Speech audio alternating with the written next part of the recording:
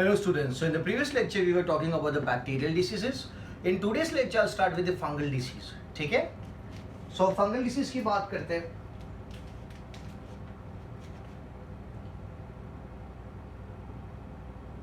I hope आपने bacterial disease पढ़ लिया अच्छे से. So fungal disease में the agents are called dermatophytes. Agents which cause fungal disease are termed as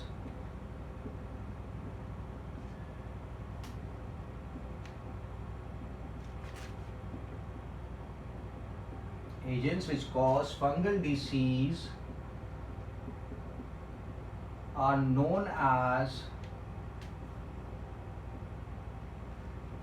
dermatophytes.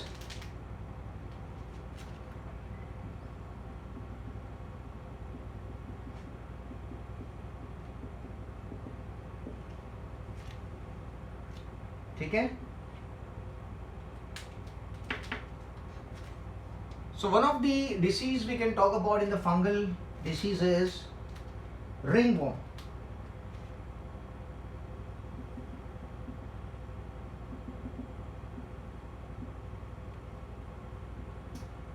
Ringworm भी बोलते हैं, टीनिया भी बोलते हैं, या फिर it is also known as dermatophytosis. Dermatophytosis. ठीक है? सो फंगल डिसीज में मैं जो डिसीज की बात कर रहा हूं that is ringworm which is also termed as tinea या फिर डर्मेटोफाइटोसिस. है ना? फंगल डिसीज जो कॉज करता है, जो फंगस कॉज करता है, उससे उसके लिए जनरल टर्म है दैट इज डर्मेटोफाइटिस. ठीक है? सो रिंगवॉर्म की मैं यहां पे बात कर रहा हूं. तो रिंगवॉर्म जो फंगस कॉज करता है, दे बिलोंग टू 3 डिफरेंट जेनरास. 3 जेनरास को बिलोंग करते हैं. One is Trichophyton.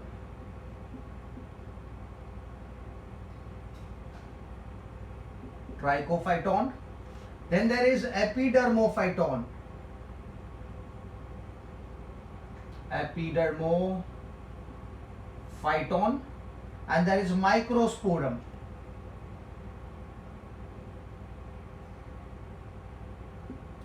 These are the 3 genera जिसके फंगस क्या करेंगे, रिंगवॉर्म कॉज करेंगे. और कहां पे रिंगवॉर्म कॉज करेंगे, विच बॉडी पार्ट. सो जो ट्राइकोफाइटोन है ये रिंगवॉर्म कॉज करता है in skin,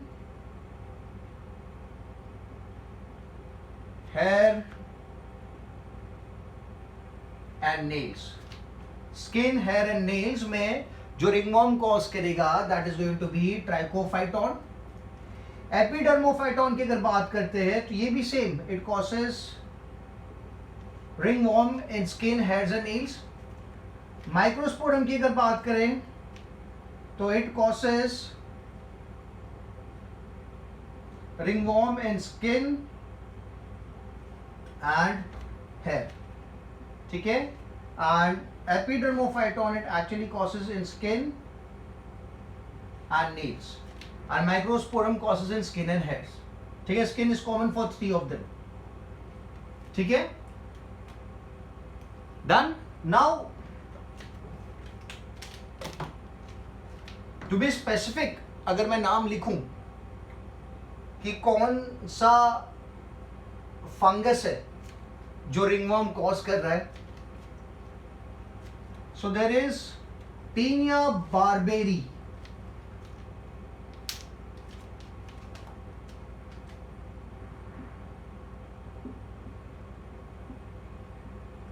taenia barbae, it causes ringworm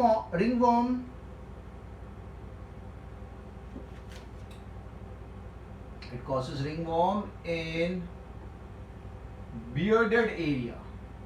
जो दाढ़ी वाला एरिया है वहां पे अगर रिंगवॉर्म कॉज होगा that is going to be caused by tinea barbae. ठीक है? If I talk about tinea cruris, tinea cruris की अगर बात करें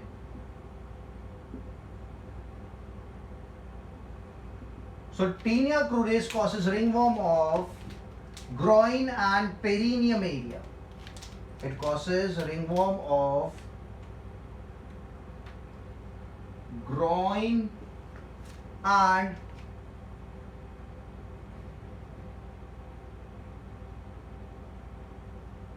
perineum area. If we talk about Tinea capitis, अगर Tinea capitis की बात करें, so Tinea capitis causes ringworm of scalp. Ringworm of scalp. और अगर बात करते हैं Tinea pedis की,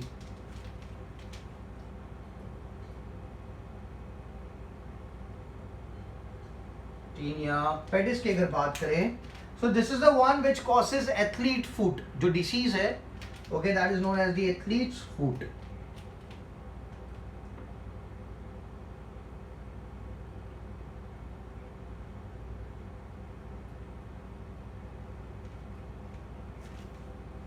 ठीक है?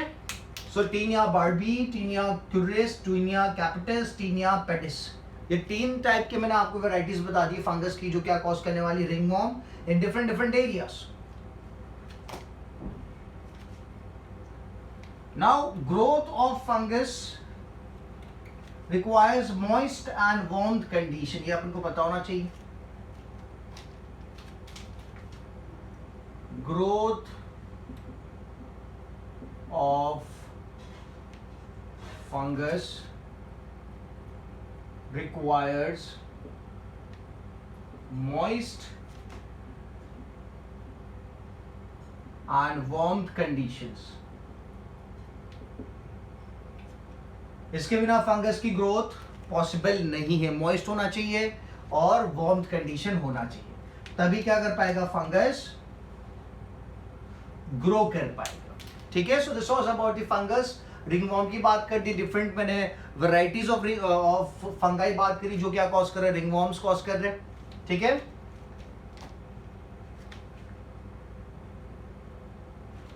Now let's talk about protozoan disease. और प्रोटोजोअन डिसीज में जो सबसे कॉमन है that is malaria.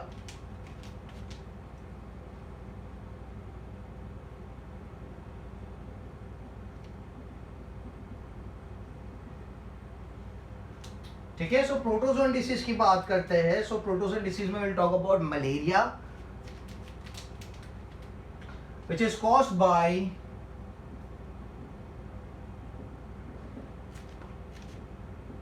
Plasmodium vivax. Which is caused by whom? It is caused by Plasmodium vivax, and it is the most common protozoan available. Okay, we have different varieties of Plasmodium. जिससे there is Plasmodium ovale. ठीक है? Then there is Plasmodium malari.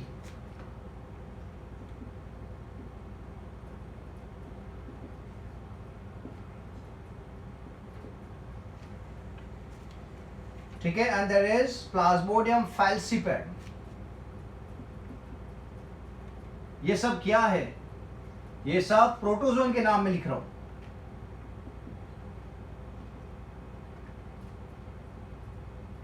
ठीक है?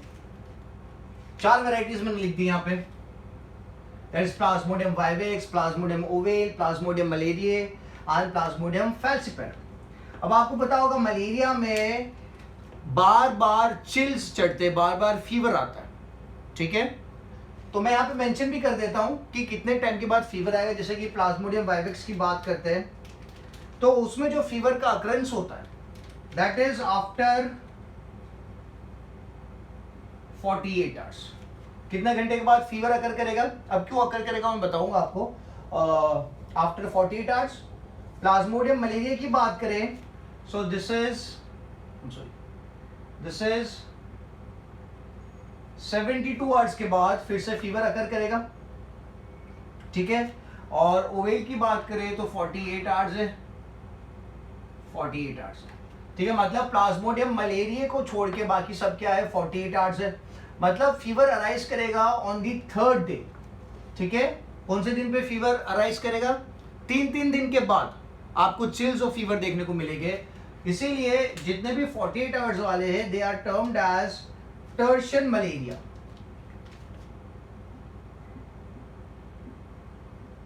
They are termed as tertian malaria.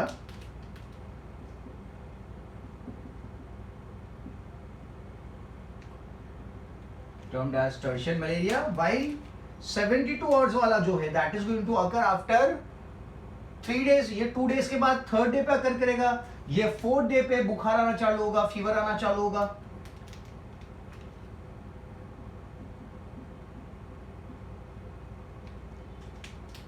That is known as Cortan malaria.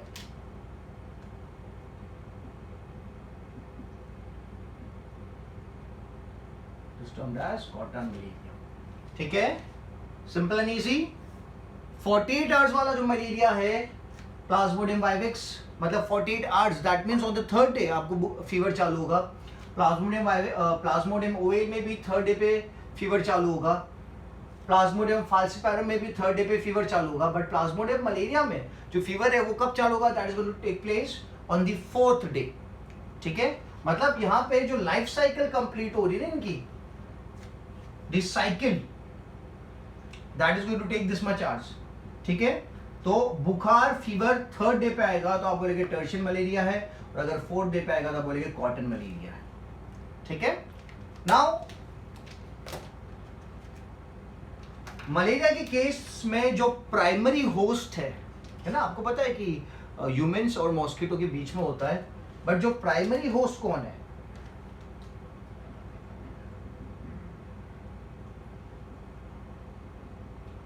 The primary host is man. ठीक है, और man की body में क्या होता है? मैन मतलब humans, to be more specific. The primary host is human, और ह्यूमन की बॉडी के अंदर जो पैरासाइट है, जो प्रोटोजोअन है, उसका एसेक्सुअल साइकिल चलेगा। अगर आपको पूछा जाता है asexual cycle of malaria life cycle कहां पे होगा, तो आप बोलोगे इन द ह्यूमंस। और जो सेकेंडरी होस्ट है,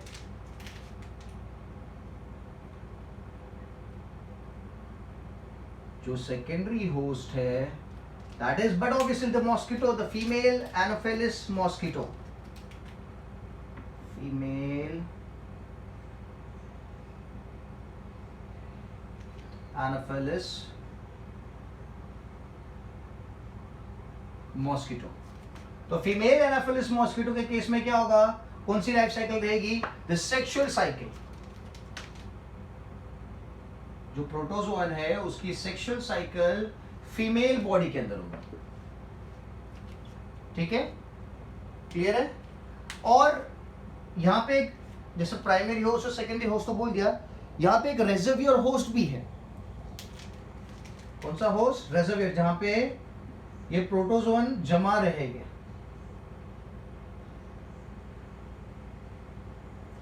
the reservoir host is the monkey. Monkey की बॉडी में मलेरिया के प्रोटोजोअन्स क्या रहेंगे? जमा रहेंगे। फॉर एग्जांपल, अगर होस्ट की डेथ हो गई, प्राइमरी होस्ट की डेथ हो गई, सेकेंडरी होस्ट की डेथ हो गई, तो प्रोटोजोआ तो खत्म हो जाएगा ना, क्योंकि दोनों की डेथ हो गई है बाय एनी मींस। तो फिर नया प्रोटोजोआ कहां से आएगा? तो रेजर्वियर होस्ट जो है मंकी है, उसके पास ऑलरेडी काफी सारे प्रोटोजोअन्स, मलेरियन प्रोटोजोअन्स अवेलेबल है। ठीक है, तो the sexual cycle would take place in the female anopheles mosquito and the asexual cycle would take place in the humans. ठीक है, अभी हमेशा we mention here female, क्योंकि मैं आपको बताता हूँ normally if you talk about a mosquito does not drink human blood. कोई जो मच्छर होता है वो ह्यूमन ब्लड नहीं पीता है। It feeds on fruit juice है, वेजिटेबल जूस है, other diets, not on the human blood. But if the mosquito, the female mosquito, if she is pregnant, अगर जो मॉस्किटो है फीमेल, अगर वो प्रेग्नेंट है, अगर वो प्रेग्नेंट है तो उसी केस में आपको क्या देखने को मिलेगा, शी केस में आपको क्या देखने को मिलेगा, she would feed on the human blood because human blood is more nutritious. और जब फीमेल मॉस्किटो प्रेग्नेंट है उस टाइम पे she requires more nutritious food, so human blood is the most favourable alternative जिसके ऊपर वो डिपेंड कर सकती है for nutrition. So normal male mosquito और normal female mosquito is not going to bite you, only the mosquito that's going to bite you is going to be the female mosquito which is pregnant. ठीक है, simple and easy. So let's move ahead and let's talk about the life cycle of malaria. Malaria की life cycle देख लेते हैं एक बार। जो infective stage होता है वो स्टेज को कहा जाता है स्पोरोजोइट कहा जाता है। The infective stage is known as sporozoite. ना लिख देते चलो।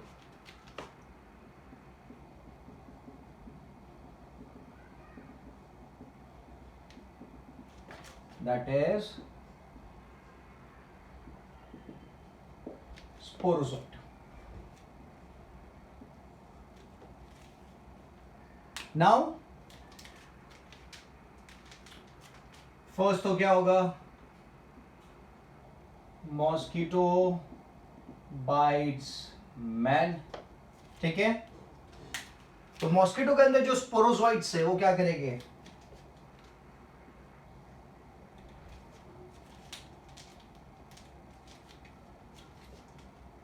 Sporozoites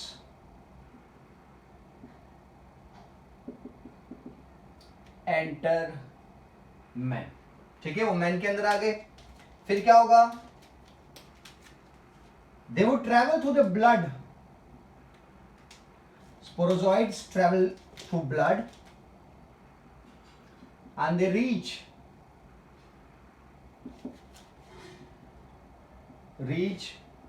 liver and they enter the cells of liver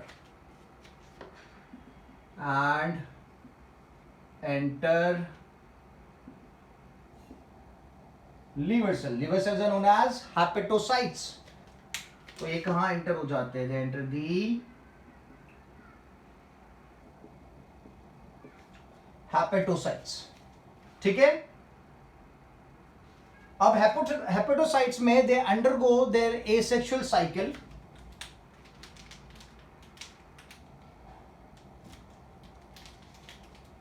sporozoites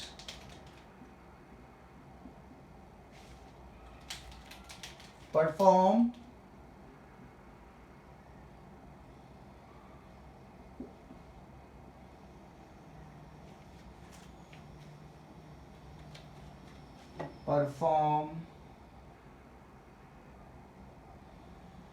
asexual cycle in hepatocytes. Sporozoites perform asexual cycle in hepatocytes. और ये जो asexual cycle है which is being performed by the sporozoites in the hepatocytes, that asexual cycle is known as schizogony.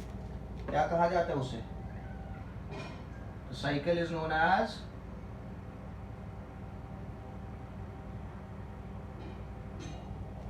schizogony.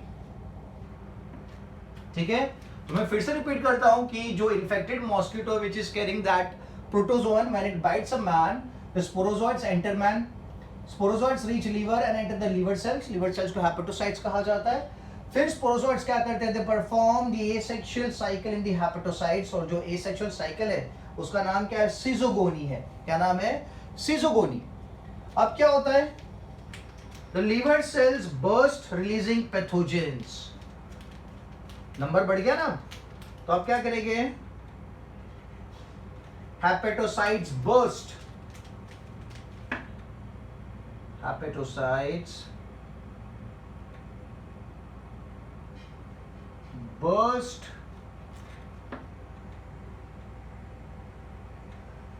releasing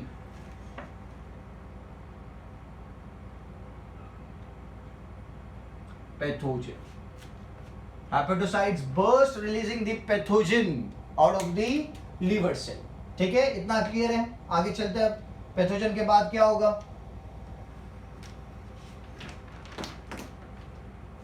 अभी जो pathogen है ये क्या करेगी, they would enter the RBC. मैं रब करता हूं इस चीज को, आप इसे कॉपी कर लो, फिर मैं रब करता हूं। पैथोजन जो लिवर में से निकला है, लिवर सेल को बर्स्ट करके, लिवर सेल को डैमेज करके, that pathogen is going to enter the RBC. Pathogen enters RBC. ठीक है, आरबीसी में एंटर हो जाएगा। फिर क्या होगा, अब यहां पे भी सीजोगोनी देखने को मिलेगा। एसेक्सुअल रिप्रोडक्शन जो है, तो मैं लिखूंगा pathogen performs, pathogen performs schizogony in RBC. ठीक है, और ये जो सीजोगोनी है जो आरबीसी में हो रही है, उसको we would specify as erythrocytic सीजोगोनी।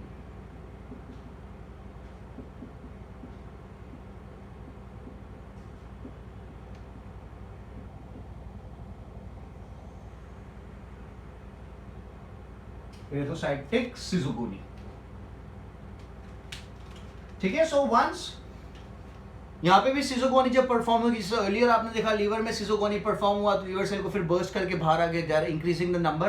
तो यहाँ पे भी जब इरेथ्रोसाइटिक सीजोगोनी परफॉर्म होगी, इनका नंबर बढ़ जाएगा पैथोजेंस का, तो ये क्या करेंगे, आरबीसी को बर्स्ट कर देंगे।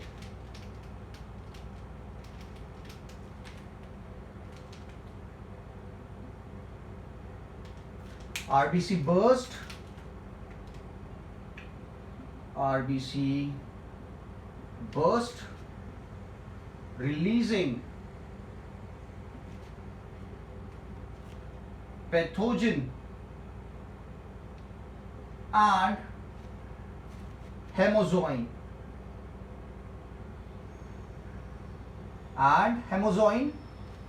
ये जो चीज है हेमोजोइन,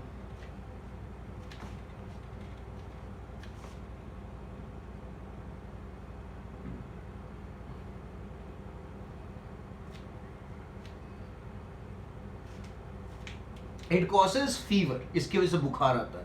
तो जो मैं बात कर रहा था 48 आवर्स 72 आवर्स, मतलब ये जब तक आरबीसी के पास पहुंचेंगे और आरबीसी को बर्स्ट करेंगे, जिसकी वजह से हेमोजोइन का फॉर्मेशन होगा, और हेमोजोइन की वजह से क्या होगा, फीवर होगा।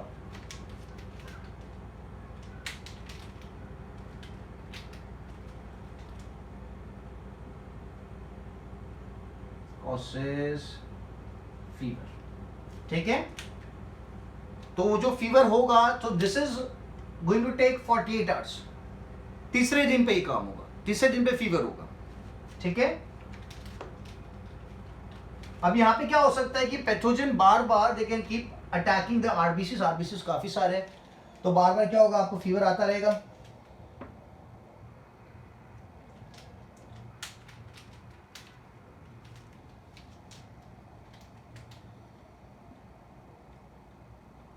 Pathogen keep attacking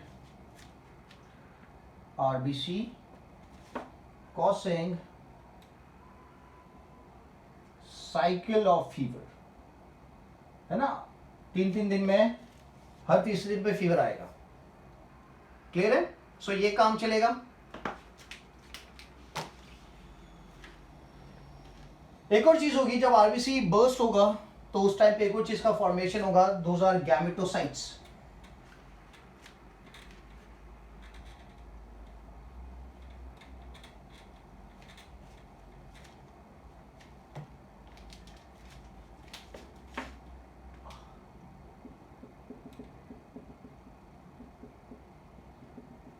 development of gametocyte takes place in RBC, और फिर आरबीसी को बर्स्ट करके वो बाहर आ जाते हैं गैमेटोसाइट्स। ठीक है, तो ये जो पूरा पार्ट था आरबीसी में गैमेटोसाइट का डेवलपमेंट होना, this is all taking place in the humans, the asexual part. अब क्या होता है, अगर ये जो इन्फेक्टेड ह्यूमन है इसको कोई मॉस्किटो बाइट करेगा तो ये गैमेटोसाइट्स क्या करेंगे, the gametocytes would enter in the mosquito. तो मैं लिखूंगा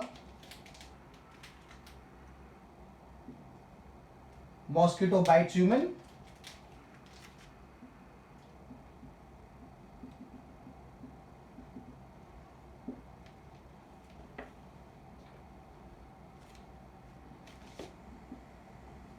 मैन या ह्यूमन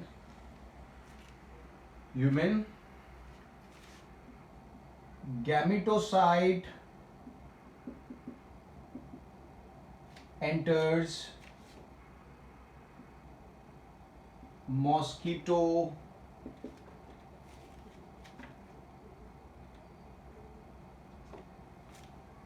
stomach।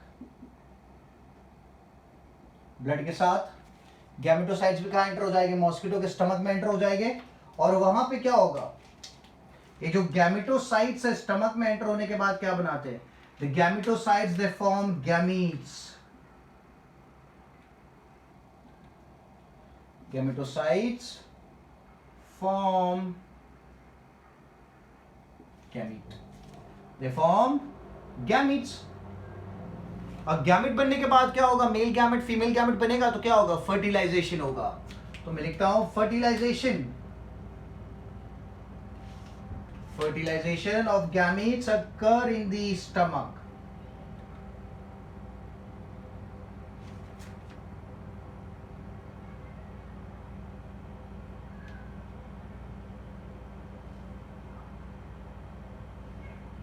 इन स्टमक, ठीक है। और द इंटेस्टाइन भी आप बोल सकते हो, स्टमक और इंटेस्टाइन।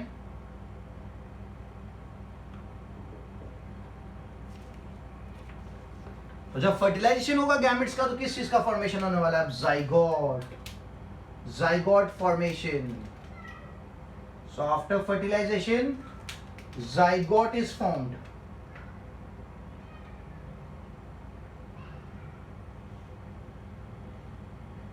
Zygote is formed, ठीक है। अब ये zygote later on डेवलप हो जाएगा किस में, this is going to develop into sporozoites. This is all happening in the mosquito.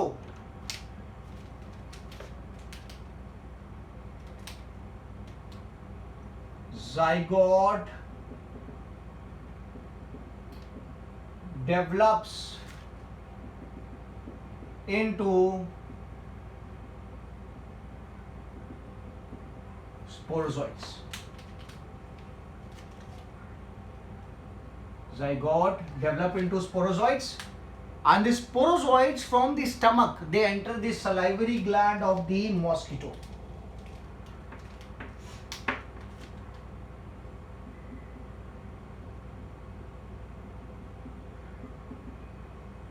enter salivary gland of mosquito। That means when the mosquito bites, अब ये स्पोरोजोइड क्या करेगा, ह्यूमन बॉडी में फिर से एंटर हो जाएगा।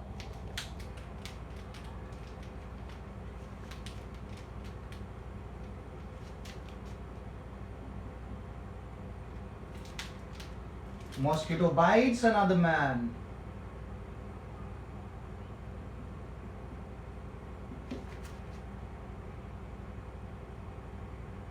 Another human releasing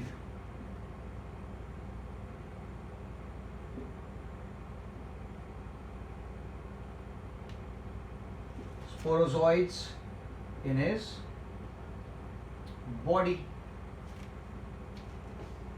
ठीक है, तो आप यहां पे देखो ये जो पूरा पार्ट था यहां तक का, okay, this was taking place in the mosquito. और फिर से क्या हो गया, एक नया ह्यूमन आ गया जिसकी बॉडी में स्पोरोजोइट्स नहीं थे वो उसकी बॉडी में स्पोरोजोइट्स एंटर हो गए। अब इस ह्यूमन को फिर से अगर मॉस्किटो बाइट करेगा तो मॉस्किटो इन्फेक्ट हो जाएगा, उसके अंदर फिर क्या होगा, सेक्सुअल साइकिल परफॉर्म होगी, फिर वो ह्यूमन को काटेगा तो ह्यूमन की बॉडी में एसेक्सुअल साइकिल परफॉर्म होगी। मतलब this would keep repeating keep repeating keep repeating. So this was the life cycle of the malaria. ठीक है,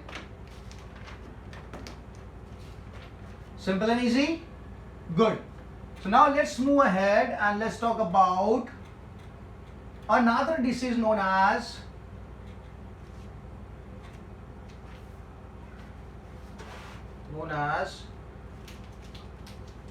amoebiasis.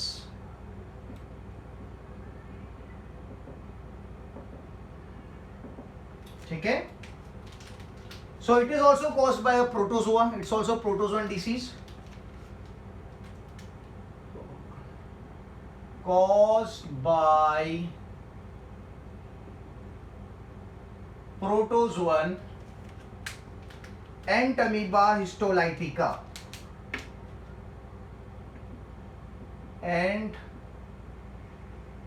Entamoeba histolytica caused by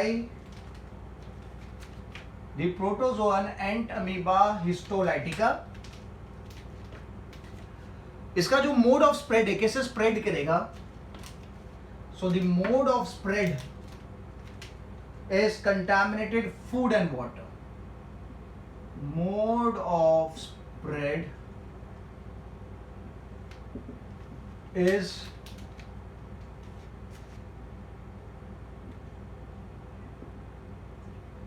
contaminated food and water. अगर आप इसे P लेते हो या खा लेते हो तो ये आपकी बॉडी में एंटर हो जाएगा। फिर वेक्टर का काम कौन करता है यहां पे, वेक्टर आपको पता होना चाहिए, व्हाट आर वेक्टर्स। सो यहां पे वेक्टर का काम करता है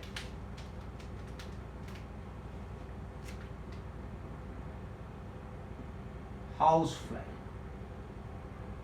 ठीक है, जो क्या करेगा, एंटामीबा हिस्टोलाइटिका को ट्रांसपोर्टेशन करके देगा, जिसकी वजह से क्या होगा, डिसीज स्प्रेड करेगा। और ठीक है, तो ये जो एंटामीबा हिस्टोलाइटिका होता है ये एक्चुअली क्या करता है, it invades the mucosa membrane of the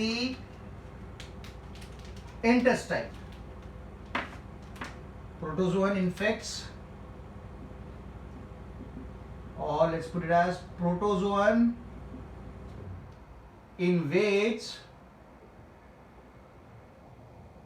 mucous membrane or the mucosa membrane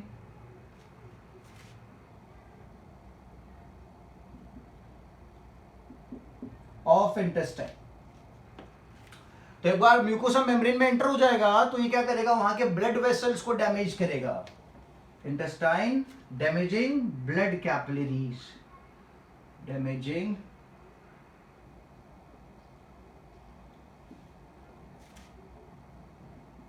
blood capillaries.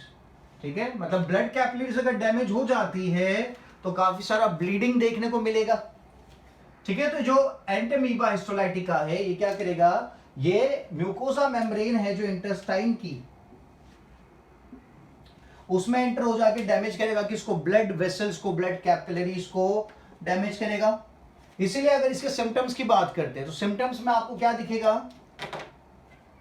तरफ करता हूं मैं इसको, सिम्टम्स में there is presence of blood and mucus.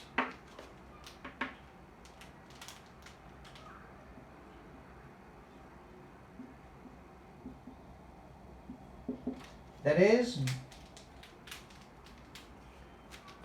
presence of blood and mucus in the stool. Stool contains blood and mucus. Stool contains blood and mucus. ठीक है, तो as it is infecting the intestine, we can term it as the parasite of colon. We can put it as the parasite of the colon because it is infecting the intestine. Plus, it does not require many hosts. जैसे malaria की आपने बात की तो malaria में क्या चाहिए, mosquito भी चाहिए, ह्यूमंस भी चाहिए. यहाँ पे single host is required.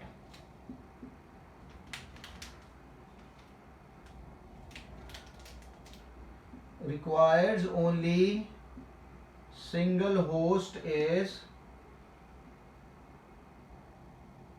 required. Only single host. ठीक है, तो सिंगल होस्ट ही यहां पे रिक्वायर्ड है आपको.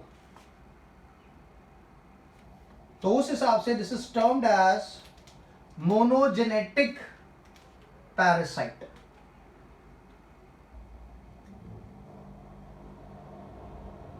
क्या बोलेंगे, मोनोजेनेटिक पैरासाइट बोलेंगे, क्योंकि खाली एक ही होस्ट की रिक्वायरमेंट है. Not like malaria, 2 host are required. ठीक है. दूसरी चीज, इसका जो इन्फेक्टिव स्टेज होता है एंटामीबा हिस्टोलाइटिका का जो इन्फेक्टिव स्टेज होता है, we have a specific term for it.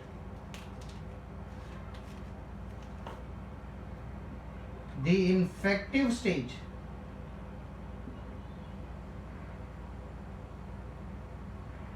is known as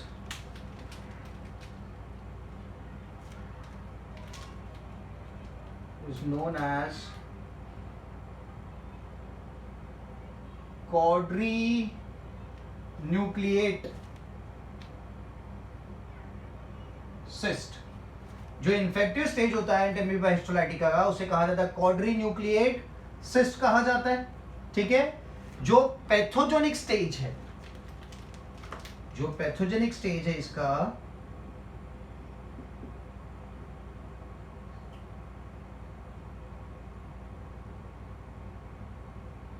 the pathogenic stage is known as मैग्नाफॉर्म. क्या कहा जाता है,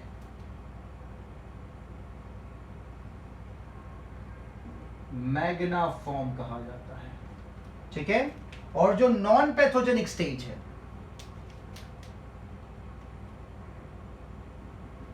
और आप बोल सकते हो फॉर्म भी बोल सकते हैं, नॉन पैथोजेनिक जो फॉर्म है, it is known as minuta और precystic form. It is known as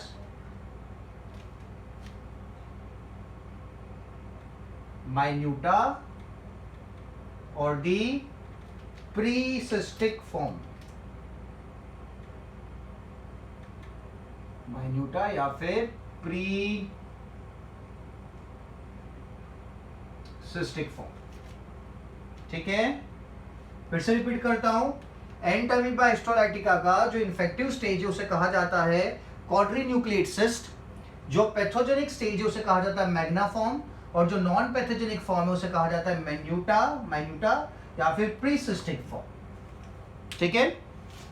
now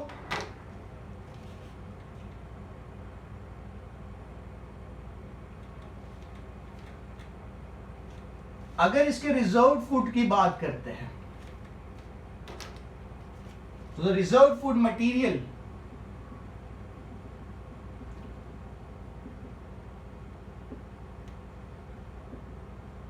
जो है इसका, that is glycogen. That is glycogen. और ट्रीटमेंट की अगर बात करते हैं, ड्रग्स की बात करते हैं,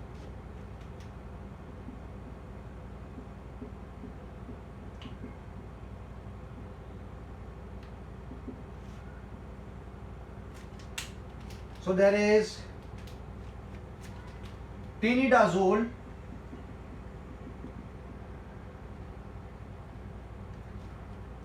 this is the name of the drug, tinidazole. And there's another drug which is very effective, that is metronidazole. metronidazole. ठीक है. सो tinidazole and metronidazole. These are the two drugs which can be used for the treatment of entamoeba histolytica. ठीक है, monogenetic क्यों बोला है? क्योंकि एक ही होस्ट का रिक्वायरमेंट होता है, दो होस्ट का रिक्वायरमेंट नहीं है. ठीक है.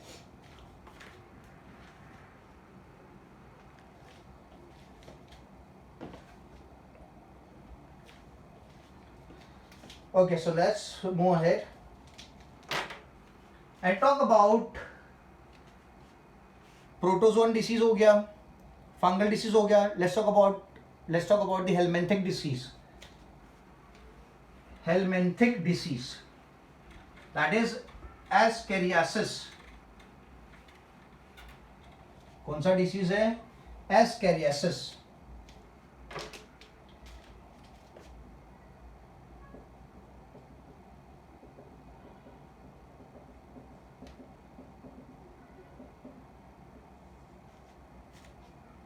ठीक है. So I'm talking about which disease? Ascariasis.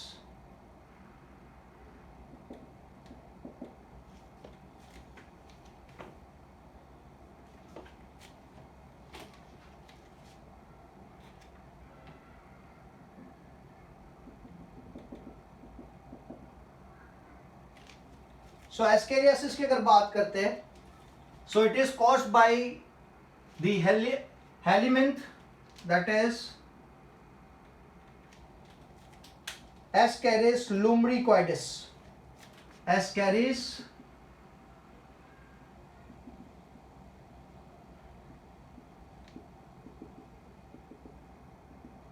lumbricoides. ठीक है. तो ये जो हेलमेंथिक वॉर्म है एस्केरिस लुम्ब्रिकॉइडिस, ये स्प्रेड कैसे होता है? तो spreads through contaminated food,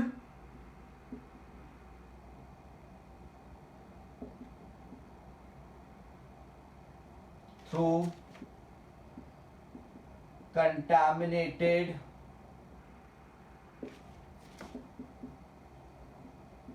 food and water. It spreads through contaminated food and water. और इसके जो eggs होते हैं ना, the eggs are found in soil. मतलब अगर कोई बच्चा सॉइल में खेलता है तो इसके एग्स क्या हो गए? जैसे eggs would end up in the digestive system of the kid and this is going to cause the disease known as ascariasis. ठीक है. सिम्टम्स की अगर बात करें,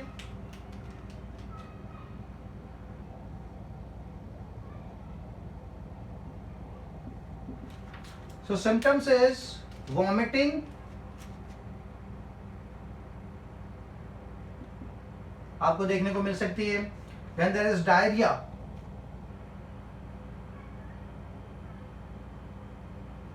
There is diarrhea, there is vomiting, and there is blockage of intestine. Because of this Ascaris lumbricoides, there is blockage of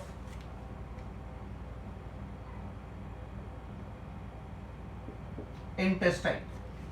There is blockage of intestine, which is known as, we term it as the colic pain,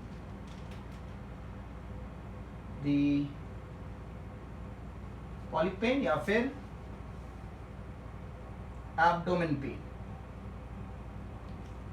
colic pain या फिर abdomen pain बोल सकते हैं. ठीक है.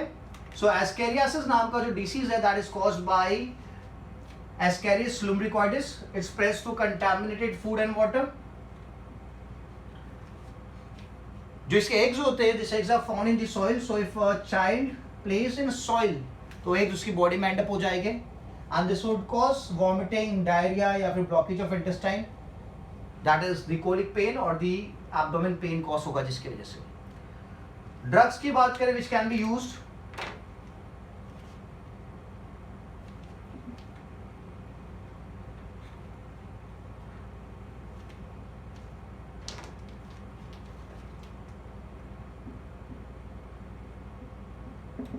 which can be used for the treatment, that is oil of Chenopodium. क्या use कर सकते हैं? Oil of Chenopodium. This can be used for the treatment, as well as there can be use of Bendix. Then there is Zenthal. ये मैं drugs के नाम बोल रहा हूँ. Bendix है, Zenthal है, and there is Alcopar. ठीक है? So these drugs can be used for the treatment of ascariasis. That is oil of Chenopodium है, Bendix, Zenthal and Alcopar. ठीक है? So let's move ahead and talk about another disease.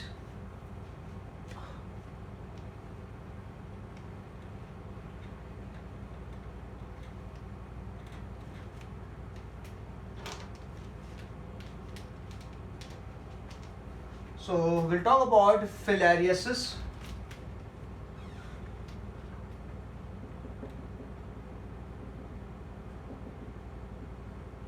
ठीक है, फिलियारियसिस की बात करते हैं.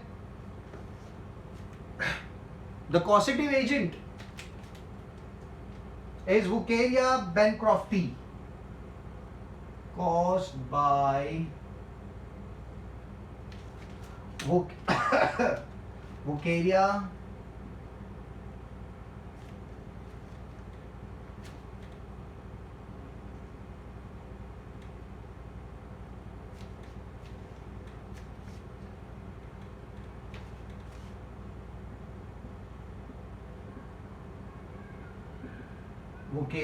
bancrofti.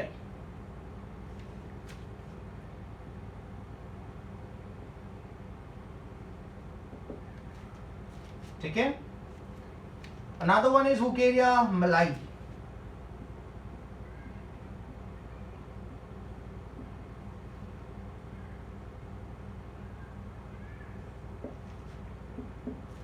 तो फिलारियसिस जो है it can be caused by wuchereria bancrofti या फिर वुकेरिया मलाई. नाउ जो मोड ऑफ स्प्रेड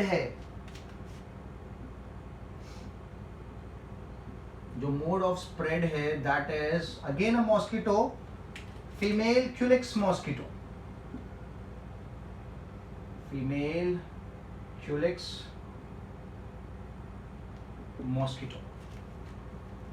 ठीक है. सिम्टम्स की अगर बात करें,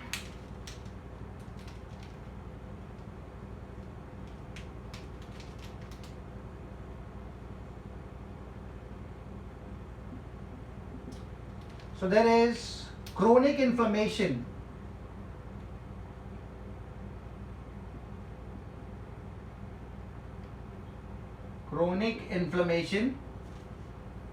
of organs in which parasite lives for years. Of organs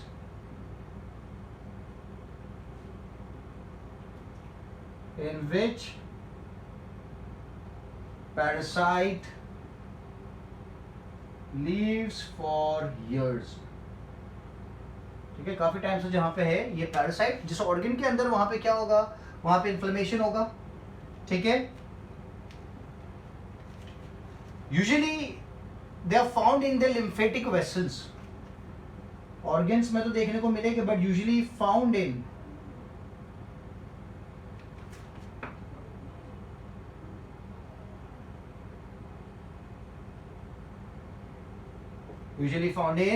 lymphatic vessels of limbs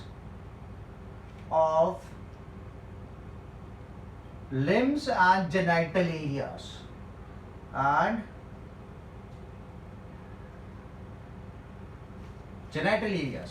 जो लिम्फेटिक वेसल्स होते हैं, ओके, उन लिम्फेटिक वेसल्स में आपको क्या दिखेगा? ये जो वॉर्म है ये जमा हो जाएंगे. अब इन वॉर्म के जमा होने की वजह से जो लिम्फेटिक वेसल्स है वो स्वेल होने लगेंगे. मतलब if they are found in the legs, तो लेग्स के लिम्फेटिक वेसल्स स्वेल हो जाएंगे. अगर वो हाथ में प्रेजेंट है तो हाथ के लिम्फेटिक वेसल्स स्वेल हो जाएंगे, जिसके वजह से हाथ है या पाँव है वो क्या हो जाएगा? स्वोलन हो जाएगा. It appears as if it's the foot of a elephant. as they get swollen up, the legs as they get swollen up, they would appear as they are the foot of the elephant. Okay, that is the reason filariasis is also known as elephantiasis. This is को क्या कहा जाता है? Elephantiasis भी कहा जाता है, because यहाँ पे जो appearance आती है, the person who is suffering from the disease, उसके जो limbs होते हैं वो काफी ज्यादा swollen हो जाते हैं. ठीक है? So आज के लेक्चर में we have talked about the fungal disease, the protozoan disease, as well as the helminthic diseases. ठीक है? So in the next lecture we'll move ahead and we'll talk about other diseases. ठीक है? So go through the video properly, make the notes properly. ठीक है? और जब notes बन जाती है आप मुझे WhatsApp कर देना. ठीक है? So I'll keep this much for the lecture. In the next lecture we'll talk about a new topic. Thank you so much.